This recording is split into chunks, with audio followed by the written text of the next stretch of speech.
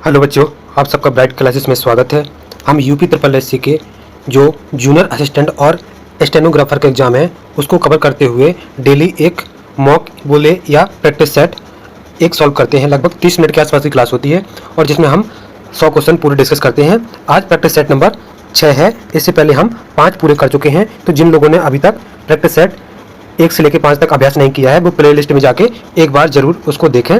और आज हम का प्रैक्टिस सेट 6 की शुरुआत करते हैं। तो हिंदी सेक्शन शुरुआत करते हैं। तो देखते हैं पहला क्वेश्चन, पश्चिमी हिंदी का विकास किस अपभ्रंश से हुआ है?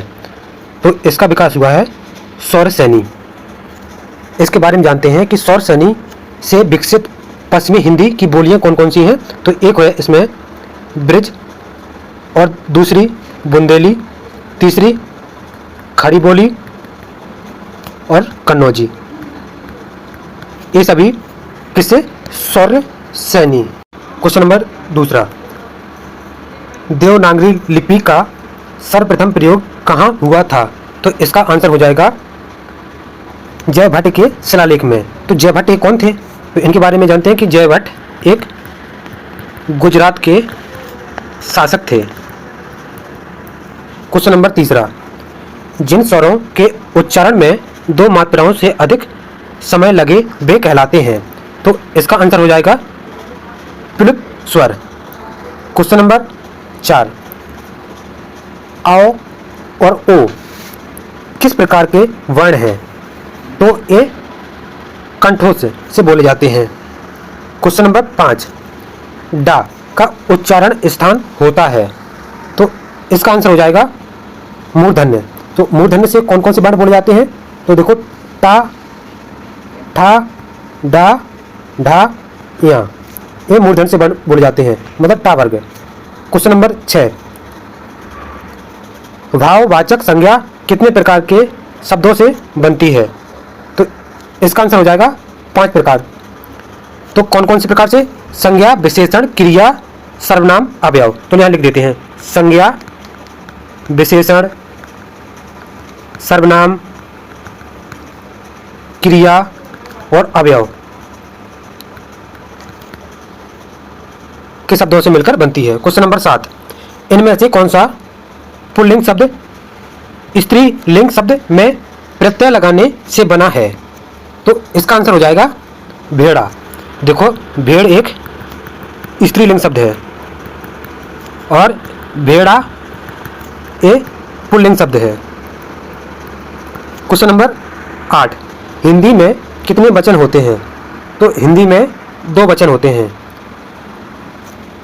एक वचन और बहुवचन। क्वेश्चन नंबर 9, वधू शब्द का बहुवचन क्या होगा? तो इसका आंसर हो जाएगा वधुएं।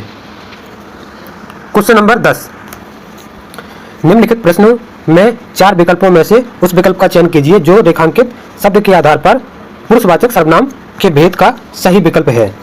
तो क्वेश्चन क्या है? वह कल मुझसे मिलने आएगी। तो इसमें पूछा है रेखांकित शब्द वह है, तो इसमें वह क्या है? तो यह एक अन्य पुरुष वाचक है, अन्य पुरुषवाचक सर्वनाम है। क्वेश्चन नंबर 11, निम्नलिखित में से कौन सा विशेषण संज्ञा से नहीं बना है? तो इसका आंसर हो जाएगा सुंदर। क्वेश्चन नंबर 12, चलना, फिरना, दौड़ना कैसी क्रियाएं हैं? तो ये सभी मुख्य क्रियाएं हैं। क्वेश्चन नंबर 13, निम्नलिखित में नाम धातु क्रिया का प्रयोग किस विकल्प में है? तो इसका आंसर हो जाएगा उसने मेरी सारी संपत्ति हत्या ली। क्वेश्चन नंबर अगला, मेरा घर स्कूल से बहुत दूर है, रेखांकित शब्द में कौन सा कारक है? तो इसमें हो जाएगा संप्रदान कारक। संप्रदान कारक कल भी बताए थे, फिर बता दे रहे कि यहाँ जहाँ पर अलगाव का भाव वहाँ संप्रदान कारक। क्वेश्चन नंबर 15, इस समय श्याम आता होगा, इस वाक्य में क्रिया का काल कौन सा होगा? तो इसका आंसर हो जाएगा संदिग्ध वर्तमान। क्वेश्चन नंबर 16, अंगीठी का तत्सम शब्द है, तो इसका हो जाएगा अग्नि, अग्निष्ठ का। क्वेश्चन नंबर 17, निम्नलिखित शब्दों में से तद्भव शब्द पहचानिए। तो तो इसमें एक तद्भव है, बाकी सभी तत्सम। तो तद्भव कौन सा है? बच्चा। बाकी सभी तत्सम है। क्वेश्चन नंबर 18, निम्नलिखित में से कौन सा शब्द कमल का पर्यायवाची नहीं है? तुम नहीं पूछा है, तो इसका आंसर हो जाएगा वारिद। वारिद किसका है? तो ये बादल का। बाकी सभी कमल के पर्यायवाची हैं। क्वेश्चन नंबर अगला 19, निम्नलिखित में से असंगत मतलब गलत विलोम शब्द के युग्म को पहचानना है। तो कौन सा इसमें है गलत? तो इसका आंसर हो जाएगा सी, शाश्वत। शाश्वत का सदैव नहीं होता है, इसका होता है क्षणिक। बाकी घात प्रतिघात सही है, प्रसारण संकुचन सही है, खग मृग सही है। क्वेश्चन नंबर 20, जो अपने स्थान या स्थिति से अलग न किया जा सके वाक्य के लिए एक शब्द है। इसका आंसर हो जाएगा अच्युत। क्वेश्चन नंबर 21, अक्ल का दुश्मन मुहारे शब्द का अर्थ है। तो इसका आंसर हो जाएगा महामूर्ख। क्वेश्चन नंबर 22, श्रुति सम विभिन्न शब्द युग्म लक्ष्य और लक्ष्य का उचित अर्थ है।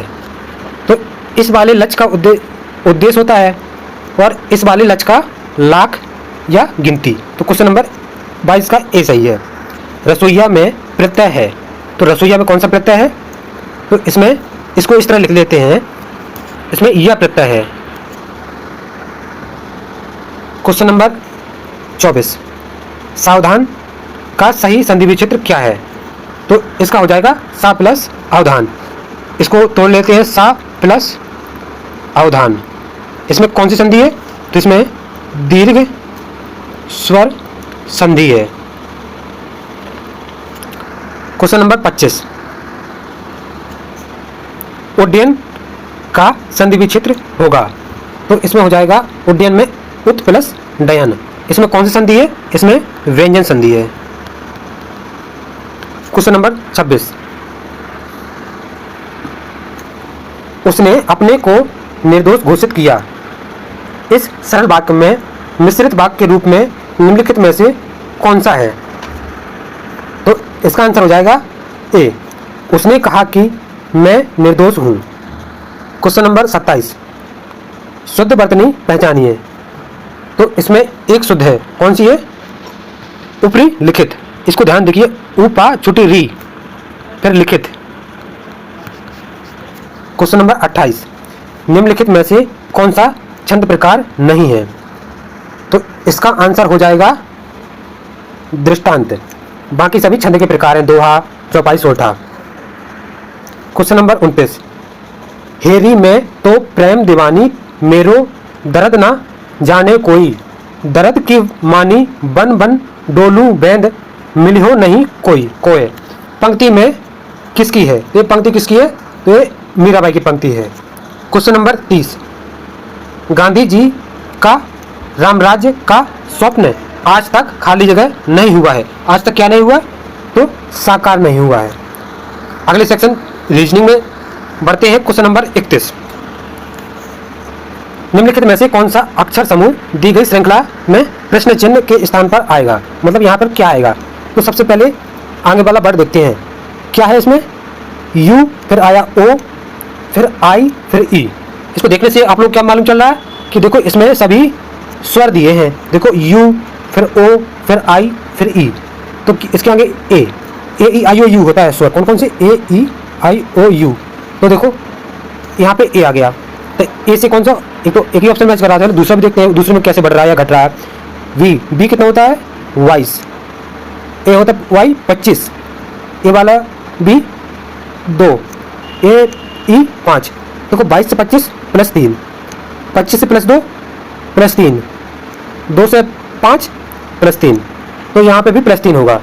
ई में प्लस 3 जोड़ेंगे मतलब 5 3 8, 8 किसका होता है? एच। Answer B.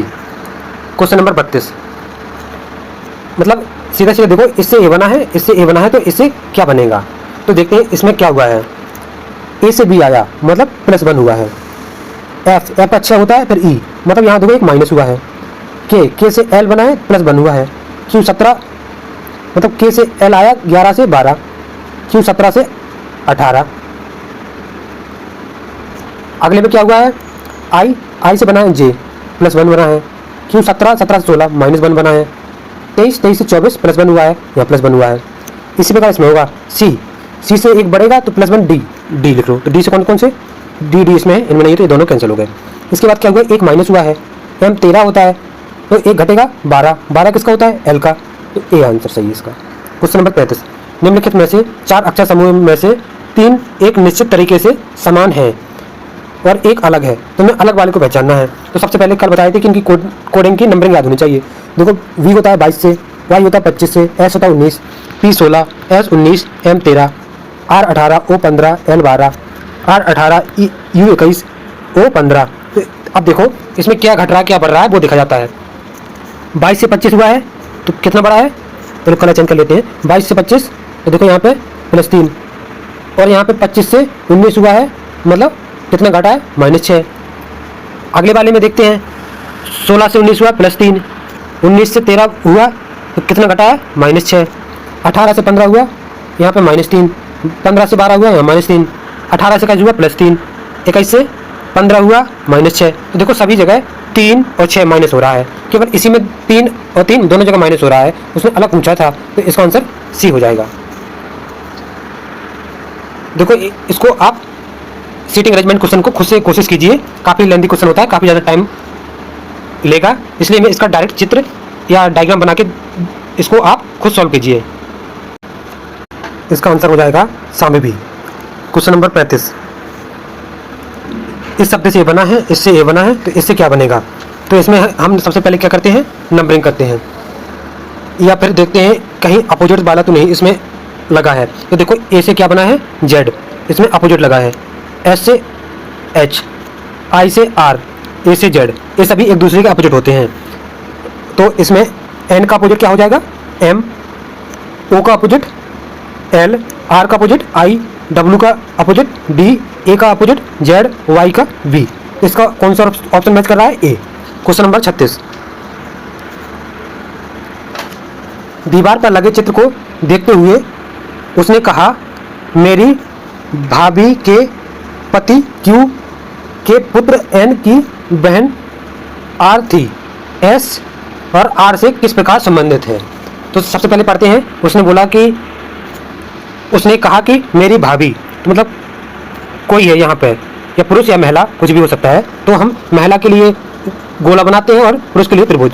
तो इसने कहा कि मेरी भाभी, तो ये भाभी, तो ये भैया, भैया कौन है, क्यू, भाभी एस, तो भाभी के लिए गोला, इनके लिए त्रिभुज। उसने अब आगे बोला है, मेरी भाभी एस के पति क्यू के पुत्र एन की एक बहन आर थी, मतलब इसका एक पुत्र था और एक बहन आर थी। तो उसने पूछा है आर से। तो एक चीज़ याद रखना कि किससे किससे संबंध निकाला जाता है, तो जिसके पीछे से लगा है वहाँ से शुरुआत की जाती है। तो सबसे पहले लिख लो आर से, तो से मतलब यहाँ से पूछा है, आंसर इसके संबंध में निकालना है। इससे एस से संबंध पूछा है, तो क्या हो जाएगा इसका आंसर हो जाएगा, देखो ये भाई हुआ तो ये पिताजी हो गए, पिताजी, ये माता, तो इसका आंसर हो जाएगा डी, माता। क्वेश्चन नंबर 37, डॉल्फिन, शार्क, समुद्री जीव, तो इसका आंसर क्या होगा। तो समुद्री जीव में तो सब कुछ आ जाएगा, डॉल्फिन भी शार्क भी, ये होगा डॉल्फिन और ये शार्क, तो इसका आंसर सी। क्वेश्चन नंबर 38, इसको आप क्वेश्चन को पॉज करके इसको देखिए और खुद से सॉल्व कीजिए क्वेश्चन को। 38 में ये भी एक सीटिंग अरेंजमेंट क्वेश्चन है, इसका आंसर बता दे रहा है, इसका आंसर आएगा सी।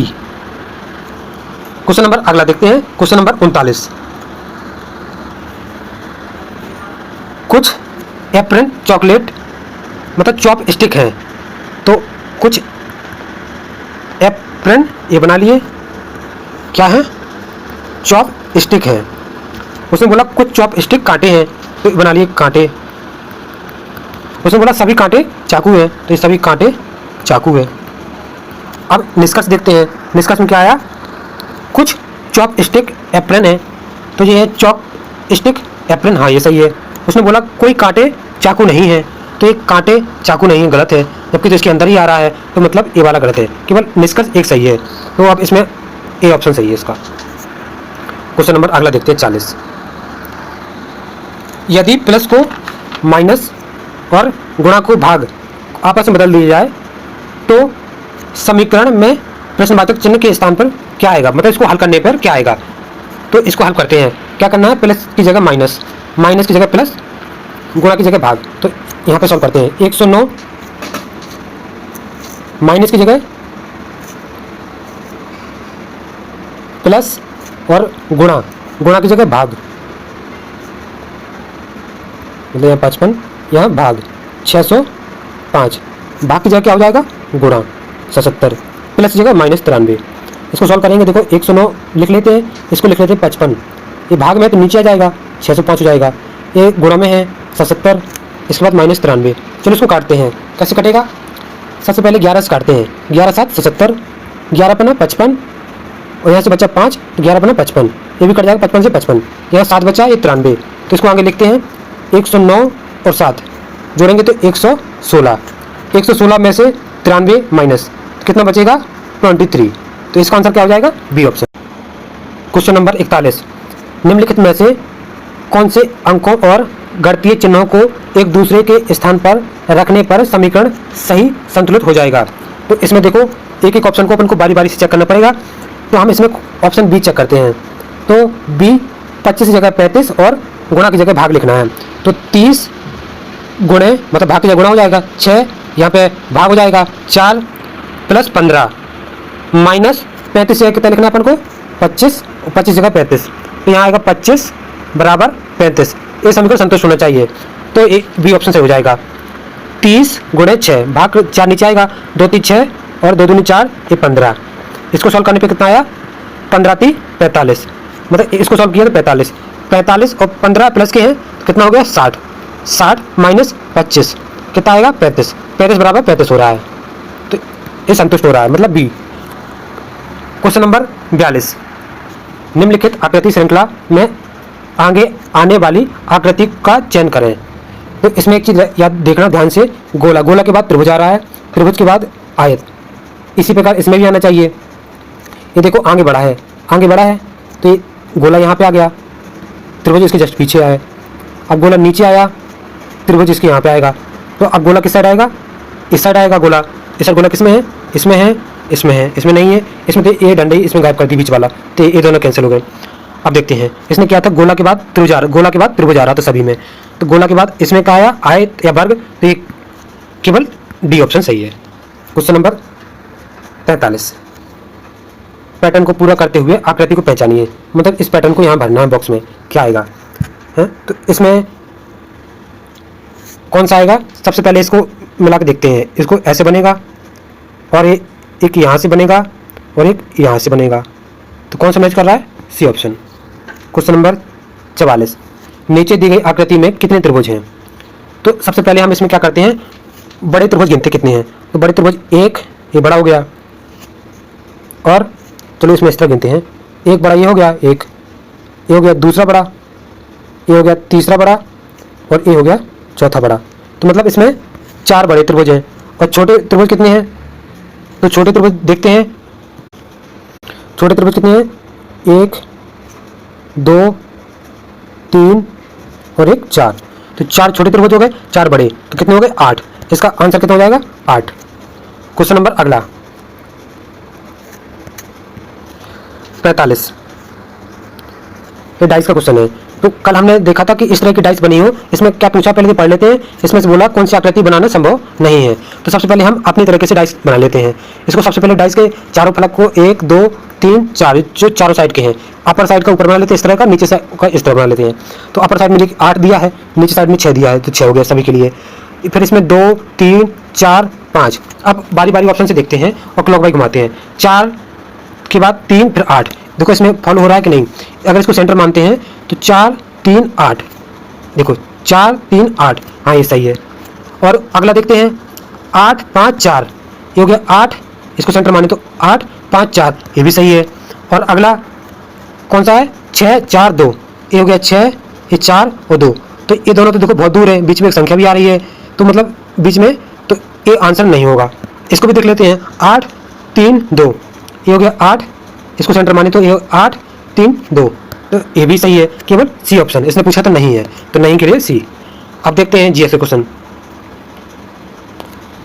पाल राजवंश के संस्थापक कौन था? तो इसके संस्थापक गोपाल, पाल वंश का अंतिम शासक पूछ लेता तो कौन थे? तो मदन पाल। क्वेश्चन नंबर 47, अलाउद्दीन खिलजी ने अपनी राजधानी किस नाम से बनवाई थी? तो इन्होंने सीरी। अलाउद्दीन का एक फेमस चीज क्या है? अलाई दरवाजा। इनके सेनापति कौन थे? सेनापति पूछ लेता एग्जाम में, तो सेनापति थे Malik Kafur. Question number 48, Gandhi Irwin समझौता कब हुआ था? तो गांधी इरविन समझौता 1931 में हुआ था, 5 मार्च 1931। क्वेश्चन नंबर 49, भारतीय संविधान का राजनीतिक भाग मुख्यतः किस संविधान से लिया गया है?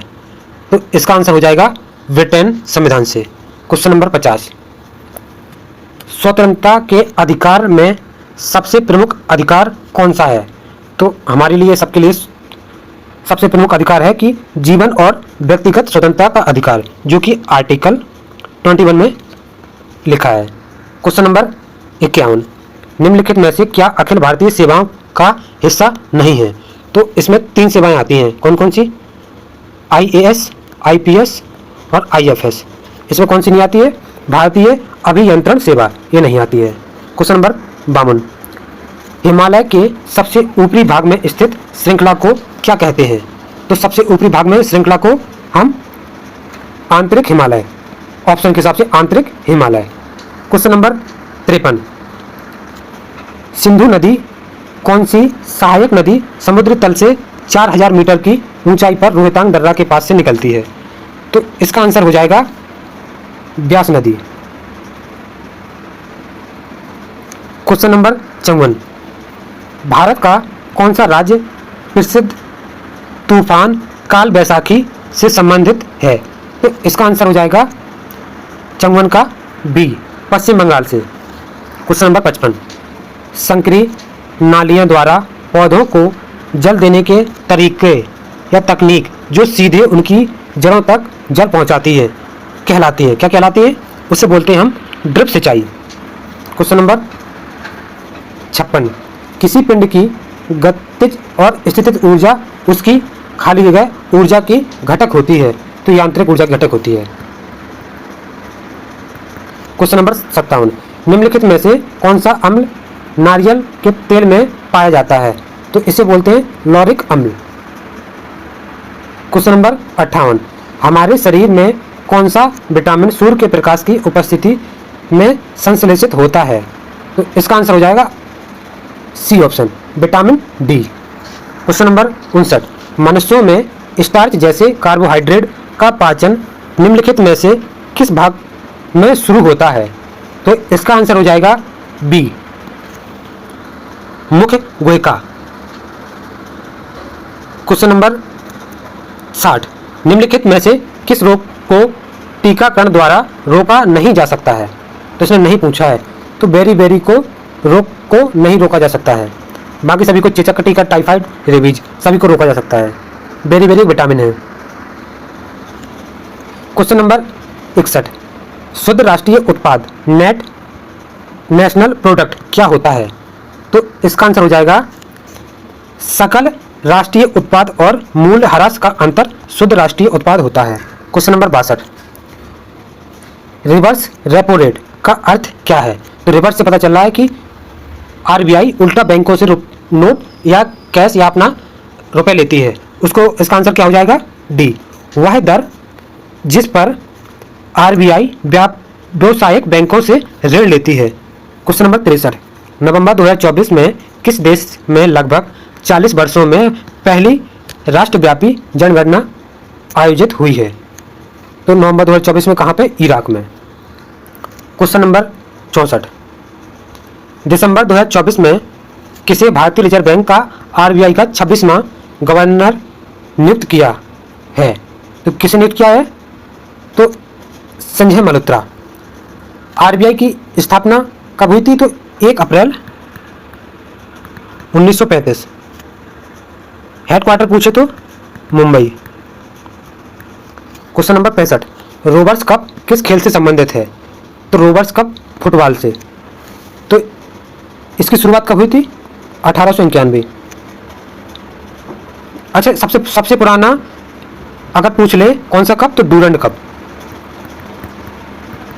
ये कब की शुरुआत हुआ था? तो 1888 में सबसे पुराना डूरंड है। क्वेश्चन नंबर अगला,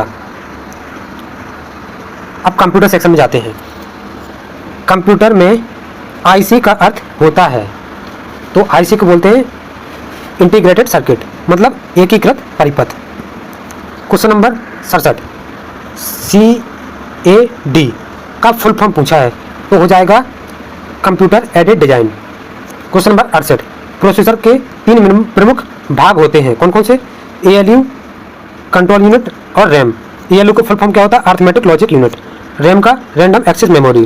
क्वेश्चन नंबर 69, स्टोरेज क्षमता सबसे छोटे से शुरुआत करती है, मतलब बढ़ते क्रम में, तो इसका आंसर हो जाएगा सबसे छोटा होता है KB, KB से बड़ा MB, MB से बड़ा GB, GB से बड़ा पूछो TB।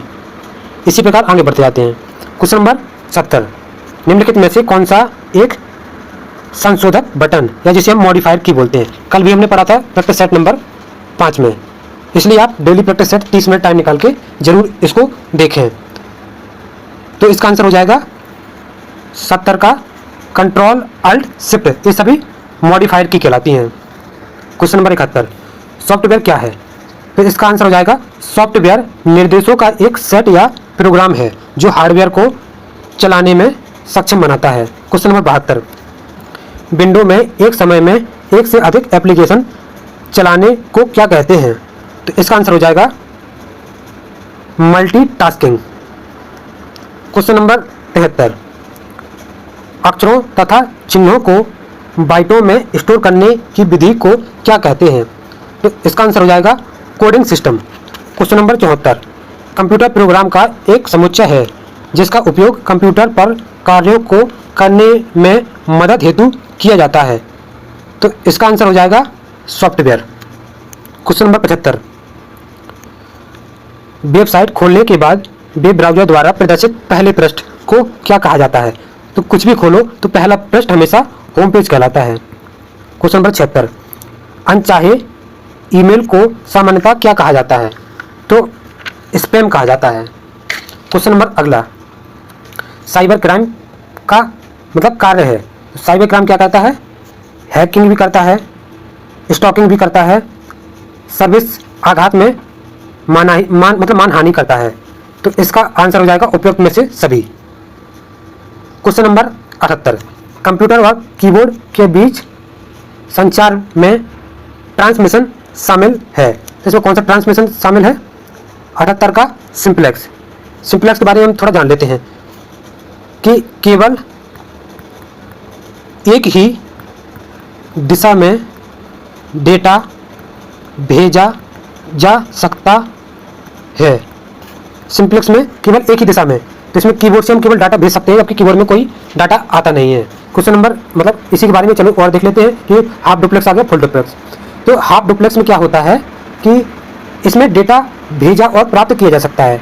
हाफ डुप्लेक्स में डेटा भेजा और प्राप्त किया जा सकता है, लेकिन एक समय में केवल एक ही कार्य कर सकते हैं, या तो भेज सकते हैं या प्राप्त कर सकते हैं, दोनों कार्य एक साथ नहीं कर सकते हैं। वही चीज़ फुल डुप्लेक्स में क्या होता है कि हम दो अलग अलग तरीके से इसको डाटा भेज भी सकते हैं, प्राप्त भी कर सकते हैं, मतलब दोनों कार्य एक साथ कर सकते हैं, तो इसे फुल डुप्लेक्स बोलते हैं। क्वेश्चन नंबर 79, निम्नलिखित में से कौन सी घर कार्यालय में फिक्स्ड इंटरनेट प्राप्त करने की विधि है? तो इसका आंसर हो जाएगा डिजिटल सब्सक्राइबर लाइन। अच्छा, इसमें जो लिखा है मोबाइल ब्रॉडबैंड, तो ये क्या है? तो एक high speed internet access mobile network है ये। क्वेश्चन नंबर 80, घरों में प्रयोग होने वाले साधारण इंटरनेट संयोजक से संबंधित प्रवेश द्वार गेटवे को पहचानें, तो इसका आंसर हो जाएगा ए, इंटरनेट सर्विस प्रोवाइडर या प्रदाता। क्वेश्चन नंबर अगला, मतलब अब यूपी के 20 क्वेश्चन देखते हैं। Question number 81, heritage TV adoption योजना के माध्यम से उत्तर प्रदेश सरकार कितने विरासत वृक्षों का पोषण करेगी? तो इसका आंसर हो जाएगा 948।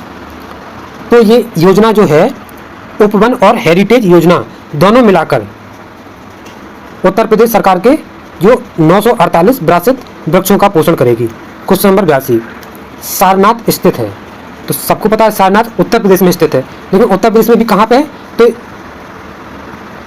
और किस लिए फेमस है? तो देखो, सारनाथ में महात्मा बुद्ध ने पहला उपदेश दिया था? क्वेश्चन नंबर 83, निम्नलिखित राज्यों में से किसने उत्तर प्रदेश की सीमा से, मतलब उत्तर प्रदेश से सीमा नहीं लगती है, किसकी नहीं लगती है? देखो राजस्थान की लगती है, हरियाणा की लगती है, पंजाब की सीमा नहीं लगती है। तो हम देख लेते हैं एक बार कि उत्तर प्रदेश की सीमा किस किस से लगती है। तो हम मैप देखते हैं। तो इसमें आठ राज्य और एक केंद्र शासित प्रदेश। 8 राज्य में कौन कौन से हैं? तो देखो हिमाचल प्रदेश है, हरियाणा है, उत्तराखंड है, राजस्थान है, मध्य प्रदेश है, छत्तीसगढ़ है, झारखंड है और बिहार। तो ये 8 राज्यों के, और एक केंद्र शासित प्रदेश कौन सा? दिल्ली। क्वेश्चन नंबर 84, अर्जुन बांध नहर उत्तर प्रदेश का लाभान्वित जिला है। तो इसका आंसर हो जाएगा हमीरपुर। जो अर्जुन बांध है ये कहाँ बना है? तो ये महोबा में एक चरखारी जगह पड़ती है, चरखारी, वहीं बना है अर्जुन बांध। क्वेश्चन नंबर 85, नवंबर 2024 में 13वीं राष्ट्रीय बीज कांग्रेस का आयोजन कहाँ किया गया था? तो इसका आंसर हो जाएगा 85 का वाराणसी में। इसका विषय याद कर लेते हैं कि विषय क्या था। तो विषय था बीज क्षेत्र में क्षेत्रीय सहयोग। क्वेश्चन नंबर 86, निम्नलिखित शास्त्रीय नृत्य प्रारूपों में से कौन सा उत्तर प्रदेश से संबंधित है? तो उत्तर प्रदेश से कथक संबंधित है। बाकी देखो भरतनाट्यम कहाँ से? तमिलनाडु। ये कुचिपुड़ी आंध्र प्रदेश, उड़ीसा उड़ीसी, ये उड़ीसा से। क्वेश्चन नंबर 87, निम्नलिखित में से किस राज्य में जापानी इंसेफेलाइटिस अनुसंधान केंद्र स्थापित किया जाने वाला है? तो इसका आंसर हो जाएगा उत्तर प्रदेश में। क्वेश्चन नंबर 88, फर्रुखाबाद जाना जाता है तो किस लिए जाना जाता है? कालीन के लिए नहीं। ये कालीन कहाँ पे? मिर्जापुर। कांच वस्तुओं के लिए ये फिरोजाबाद है इसका। और अगला ऑप्शन क्वेश्चन इसका सी ऑप्शन कौन सा है? इत्र। इत्र जाना जाता है कन्नौज में। तो इसका आंसर हो जाएगा हाथ की छपाई के लिए। क्वेश्चन नंबर 89, राष्ट्रीय वनस्पति शोध संस्थान अवस्थित है तो कहाँ पर है? लखनऊ में। क्वेश्चन नंबर 90, किस वर्ष भारतेंदु नाट्य अकादमी की स्थापना हुई है? इसका आंसर हो जाएगा 90 का 1975 में। कहाँ पर स्थित है ये? लखनऊ। क्वेश्चन नंबर 90, अगस्त 2024 में रोड टू स्कूल कार्यक्रम का प्रथम चरण कहाँ से शुरुआत किया गया? तो 2024 में शुरुआत हुआ है, तो ये गोरखपुर से शुरुआत हुआ है। क्वेश्चन नंबर अगला, अच्छा ये किस कार्यक्रम के द्वारा शुरुआत किया गया? तो इसको भी जान लेते हैं कि ये निपुण भारत मिशन के तहत शुरुआत किया गया। क्वेश्चन नंबर 92, उत्तर प्रदेश के निम्नलिखित जिलों में से किसमें 2018 में फ्रांस के सहयोग से एक बृहद सौर ऊर्जा संयंत्र स्थापित किया गया है? तो इसका आंसर हो जाएगा मिर्जापुर में। ये 100 मेगावाट का है। क्वेश्चन नंबर 93, हिंदुस्तान अकेडमी जिसे भारतीय भाषाओं की रक्षा तथा विकास हेतु स्थापित किया गया था, यह स्थित है कहाँ पर है? तो यह प्रयागराज में स्थित है। क्वेश्चन नंबर 94, निम्नलिखित में से उत्तर प्रदेश के किस जनपद में आर्यभट्ट नक्षत्रशाला स्थित है? तो कहाँ पर है? ये रामपुर में। एक दो नक्षत्रशाला जान लेते हैं, जैसे इंदिरा गांधी तारामंडल कहाँ पर है? ये है लखनऊ में। वीर बहादुर सिंह तारामंडल ये गोरखपुर में है। क्वेश्चन नंबर 95, उत्तर प्रदेश के तराई क्षेत्र में मुख्य रूप से उगाई जाने वाली सुगंधित चावल की किस्म कौन सी है? तो इसको अभी देखो जीआई टैग मिला था, तो कौन सा है? काला नमक चावल। तो काला नमक चावल कहाँ का जीआई टैग है पूछ रहे तो ये सिद्धार्थनगर का। कहाँ का? सिद्धार्थनगर। क्वेश्चन नंबर 96, 14वीं शताब्दी की प्रसिद्ध मस्जिद जिसे अटाला मस्जिद कहा जाता है, यह उत्तर प्रदेश के किस शहर में स्थित है? तो अटाला मस्जिद Jaunpur. Question number 97, Uttar Pradesh green hydrogen नीति 2024 के अंतर्गत प्रत्येक स्टार्टअप में अधिकतम वित्तीय प्रोत्साहन के रूप में कितनी राशि प्रतिवर्ष 5 वर्षों तक दी जाएगी? तो इसका आंसर हो जाएगा 25 लाख रुपए। क्वेश्चन नंबर 98, अवध के निम्नलिखित में से किस नवाब ने लखनऊ में बड़ा इमामबाड़ा बनवाया है? तो इसका आंसर हो जाएगा आसफ उद्दौला। कब बना था? 1785। आज का सेकंड लास्ट क्वेश्चन, दिवाली के दौरान बुंदेलखंड के अहीर समुदाय द्वारा कौन सा नृत्य किया जाता है? तो ये हो जाएगा पाई डंडा। क्वेश्चन नंबर 100, चंद्रप्रभा वन्यजीव अभ्यारण्य उत्तर प्रदेश के किस जिले में अवस्थित है? तो ये स्थित है चंदौली। स्थापना कब हुई थी? 1976 में। इसका क्षेत्रफल कितने में फैले? 78 वर्ग किलोमीटर में फैला है। तो यहाँ पे हमारे 1 से लेके 100 तक सभी क्वेश्चन कंप्लीट होते हैं।